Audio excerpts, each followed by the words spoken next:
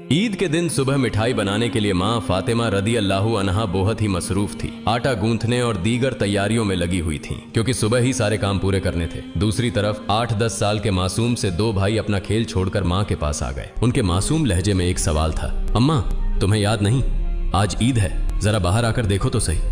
मोहल्ले के लड़के लड़कियां नए नए कपड़े पहनकर कितना खुश हो रहे हैं और हम दोनों ने तो अभी तक नए कपड़े भी नहीं पहने। क्या इसका मतलब यह है कि हम आज ईद नहीं मनाएंगे?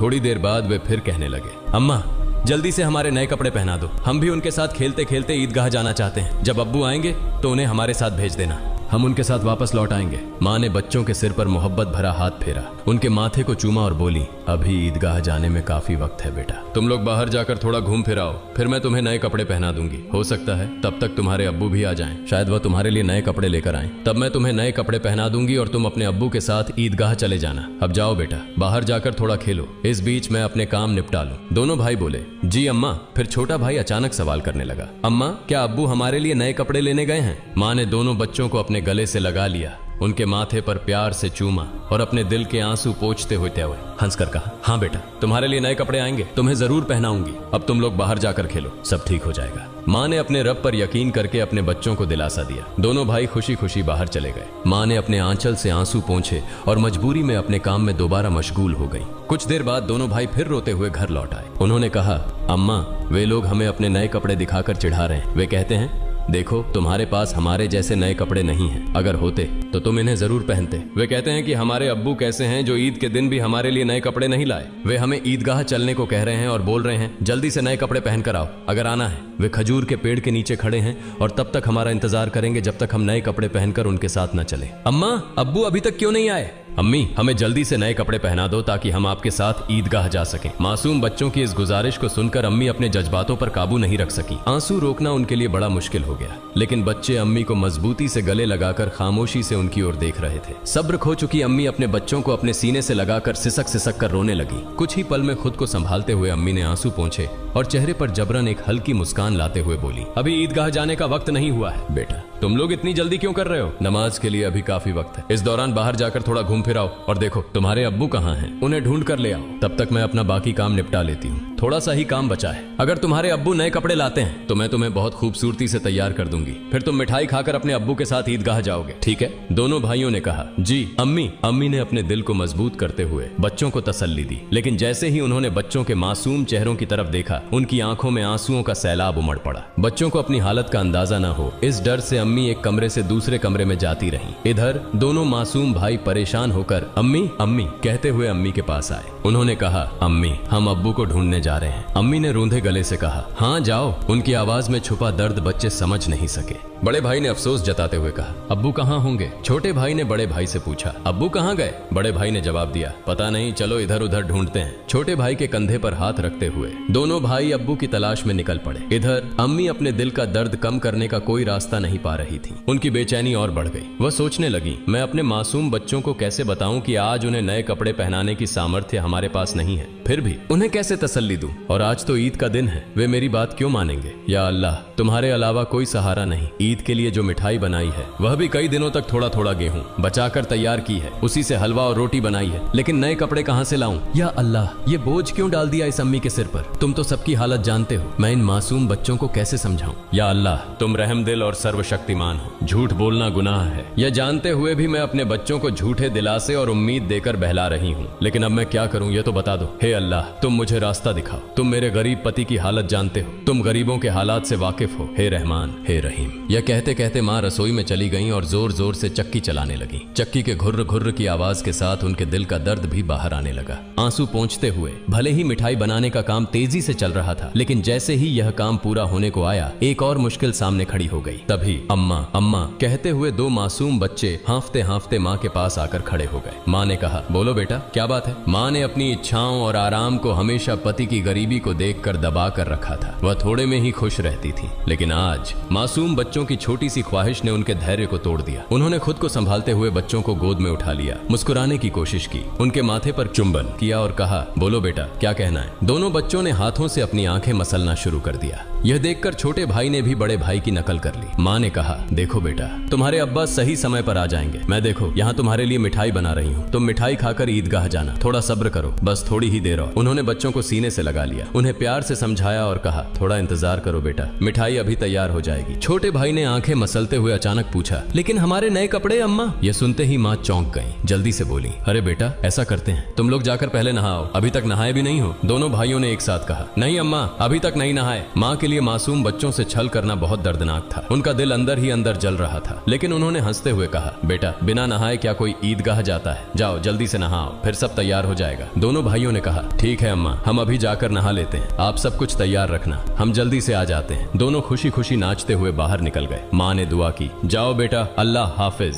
बच्चे तो चले गए, लेकिन माँ के दिल में चिंता और गहरी हो गई। उनका दिल जैसे एक अथाह सागर में डूब रहा था। माँ सोचने लगी, जब वे वापस आएंगे और कहेंगे, हमें नए कपड़े पहनाओ, हम ईदगाह जाएंगे, तब मैं क्या करूंगी। माँ का मन अब और नहीं संभल सका, उनकी आंखों से आंसू फूट पड़े। उन्होंने सजदे में गिरकर अल्लाह से दुआ की, हे अल्लाह, तुम ही मेरा सहारा हो, तुम इस बेबस माँ की मदद करो, तुम मुझे इस स्थिति से बाहर निकालो। हे अल्लाह, तुम्हारे अलावा मेरा कोई नहीं है, मुझे राहत दो, इस स्थिति से मुक्ति दो। इसके बाद माँ किसी उन्मादी की तरह बोलने लगी, हे अल्लाह, तुम तो बच्चों की माँ का दिल समझते हो। 3 बार इन मासूम नासमझ बच्चों को बहला फुसलाकर मैंने किसी तरह संभाल लिया, लेकिन अब क्या करूं, अब क्या कहूं। तुम ही मुझे रास्ता दिखाओ, हे अल्लाह, तुम ही मुझे सहारा दो, तुम सर्वशक्तिमान हो, तुम सब कर सकते हो। फिर उन्होंने जोर से चिल्लाते हुए कहा, तुम सब कर सकते हो अल्लाह, तुम सब कर सकते हो। उधर नहाने के बाद दोनों भाई खुशी खुशी हाथ में हाथ डाले घर की ओर चल पड़े। कुछ ही देर में दोनों भाई हंसते खेलते घर पहुंचे और जोर से आवाज देने लगे, अम्मा अम्मा हम आ गए अम्मा। लेकिन माँ की ओर से कोई जवाब नहीं आया। छोटा भाई बड़ी मासूमियत से अपने बड़े भाई की ओर देखने लगा और पूछा, भैया माँ बोल क्यों नहीं रही हैं, क्या माँ सो रही हैं? बड़ा भाई छोटे भाई को अपनी बाहों में लेकर उसे दिलासा देने लगा, रुको मैं देखता हूँ। जैसे ही बड़ा भाई माँ को जगाने के लिए हाथ बढ़ाने वाला था, उसी समय दरवाजे पर जोर से खटखटाने की आवाज आई। बड़े भाई ने डरते हुए पूछा, कौन है बाहर? बाहर से कोई जवाब नहीं आया। दोनों भाई चकित होकर एक दूसरे की ओर देखने लगे। छोटा भाई डर के मारे बड़े भाई से चिपक गया। तभी फिर से दरवाजे पर जोर से खटखटाने की आवाज हुई। डर और घबराहट से दोनों भाई चिल्ला पड़े, अम्मा अम्मा बाहर कौन है? लेकिन माँ की ओर से कोई आवाज नहीं आई। फिर दरवाजे पर खटखटाने की आवाज के साथ कुछ भारी खड़खड़ाने की आवाज सुनाई दी। दोनों भाई डर गए। उन्हें पता था कि अगर कोई रिश्तेदार, परिवार का सदस्य या पड़ोसी घर पर आता है तो वह हमेशा सलाम करता है, लेकिन ये सब कुछ उल्टा हो रहा था। बड़े भाई ने छोटे भाई को और कसकर गले लगाते हुए कहा, मुझे समझ नहीं आ रहा ये क्या हो रहा है, माँ भी कुछ बोल नहीं रही हैं। डरते डरते दोनों भाई दरवाजे के पास गए। जैसे ही वे वहां पहुंचे, बाहर से फिर से खटखटाने की आवाज आई। दोनों भाई थोड़ा पीछे हटे और जोर से चिल्लाकर पूछा, कौन है दरवाजे पर? बाहर से आवाज आई, मैं दर्जी हूँ, दरवाजा खोलो। दोनों भाई हैरान रह गए। उन्होंने पूछा, दर्जी आप यहाँ क्यों? बाहर से आवाज आई, हाँ मैं दर्जी हूँ, दरवाजा खोलो, मैं तुम्हारे लिए नए कपड़े लेकर आया हूँ, इन्हें ले लो। जैसे ही यह बात सुनी, दोनों भाइयों ने जल्दी से दरवाजे की कुंडी खोली। सामने एक व्यक्ति नए कपड़ों के गट्ठर के साथ खड़ा था। दोनों भाई एक पल के लिए हैरान रह गए। दर्जी ने कपड़े उनकी ओर बढ़ाए। बड़े भाई ने झटपट सारे कपड़े अपने हाथों में ले लिए और छोटे भाई का हाथ पकड़कर तेजी से दौड़ते हुए माँ के पास पहुंचा। उस समय माँ अब भी संभल नहीं पाई थी, वह गुपचुप आंसू बहा रही थी। दोनों भाई बोले, अम्मा अम्मा देखो, दर्जी हमारे लिए कितने सुंदर सुंदर नए कपड़े लेकर आया है, जल्दी से हमें कपड़े पहनाओ, हम ईदगाह जाएंगे।